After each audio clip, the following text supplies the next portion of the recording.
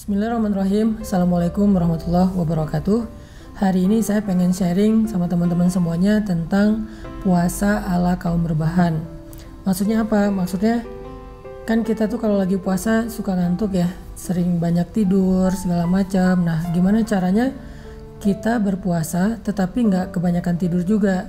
Atau kalaupun kita tidur, kira-kira bisa nggak tidur kita itu bernilai kebaikan? Karena kan ada yang bilang tidur itu ibadah, sehingga akhirnya orang berlomba-lomba buat tidur karena katanya berlomba-lomba dalam ibadah.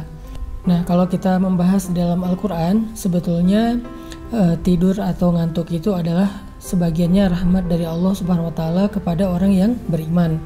Contohnya misalnya kayak firman Allah di surat Ali Imran ayat 154. Allah Subhanahu wa Ta'ala berfirman, A'udzu billahi minasyaitonir rajim. Summa anzala 'alaikum min ba'dil ghammi amanatan nu'asan yaghsha ta'ifatan minkum.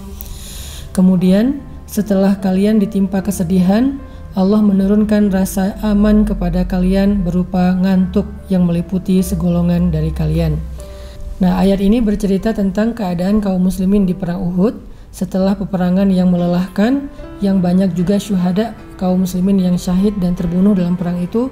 Kemudian kaum muslimin ditimpa dengan rasa kesedihan, kehilangan yang luar biasa, kekecewaan yang luar biasa. Sehingga untuk menenangkan mereka, amanatan itu rasa aman, rasa tenang, nggak galau lagi, nggak capek lagi. Akhirnya Allah turunkan nu'asan yaghsha, rasa ngantuk yang meliputi mereka. Arti yang meliputi itu artinya mereka nggak bisa menghindar dari tidur, jadi semuanya tertidur. Nah, kemudian Allah juga berfirman tentang tidur ini di dalam surat Al-Anfal, idh yughashshikumun nu'asa amanatan minhu wa yunazzilu 'alaikum minas samaa'i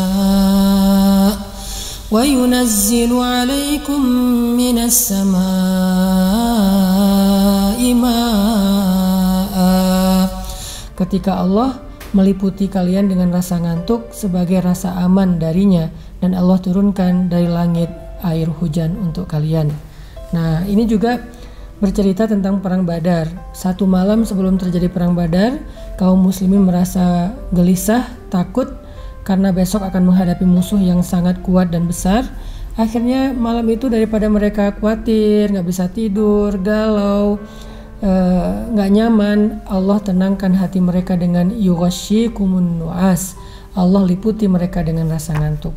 Jadi kalau kita baca beberapa literatur ayat Al-Quran tentang tidur atau rasa ngantuk itu, sebagiannya adalah rahmat dari Allah. Justru kalau kita gak bisa tidur, gak ngantuk gitu, kita sendiri yang akan tersiksa. Makanya di bulan Ramadan Allah nggak nyuruh kita untuk bangun terus-terusan dari pagi sampai pagi lagi. Tetap Allah jadikan waja'alnal laila libasa. Kami jadikan malam itu sebagai pakaian. Arti pakaian di sini yang bisa membuat kita untuk merasa nyaman atau bisa istirahat. Nah, selain tidur itu rahmat dari Allah, ternyata Allah juga mengajarkan kepada kita melalui Nabi SAW tidur yang berkualitas. Artinya tidur yang bisa menjadi nilai kebaikan. Nabi SAW bersabda, siapa yang datang ke tempat tidurnya, kemudian dia membaca kalimat La ilaha illallah wahdahu la syarikalah lahul mulku wa lahul hamdu wa huwa ala kulli syai'in qadir la hawla wa la quwata illa billah subhanallah walhamdulillah wallahu akbar. Siapa yang membaca kalimat ini sebelum dia tidur, maka kata Nabi, ghafarallahu dzunubahu wa in kanat mithla zabadil bahr. Allah akan mengampuni dosa-dosanya walaupun dosa itu sebanyak buih di pantai atau buih di lautan. Nah, artinya kalau kita lihat ombak itu kan ada buihnya tuh. Buihnya banyak kan, yang ada di pasir, yang menjadi riak. Walaupun dosa kita mithlu zabadil bahr, sebanyak buih di lautan, kalau kita tidur dengan membaca kalimat yang tadi, maka Allah Subhanahu wa Ta'ala akan mengampuni dosa-dosa kita. Saya ulangi, La ilaha illallah wahdahu la syarikalah lahul mulku wa lahul hamdu wa huwa ala kulli syai'in qadir la haula wa la quwata illa billah subhanallah walhamdulillah wa la ilaha illallah Allahu akbar. Ini adalah salah satu di antara sunnah Nabi sebelum tidur, sehingga tidur kita itu bernilai ampunan dosa. Jadi kita kayak tidur, rebahan, tapi diampuni dosa. Nah ini cocok banget buat kaum rebahan, yaitu kita anak-anak muda. Kemudian poin lainnya tentang puasa ala kaum rebahan ini adalah kita coba minimalisir. Walaupun tidur itu baik, tetapi kita jangan sampai tidur terus seharian gitu. Karena sebetulnya bulan Ramadan itu kan bulan beramal solih ya, bulan bermujahadah, bulan berkhalwah, bulan untuk memanen sebanyak mungkin kebaikan-kebaikan.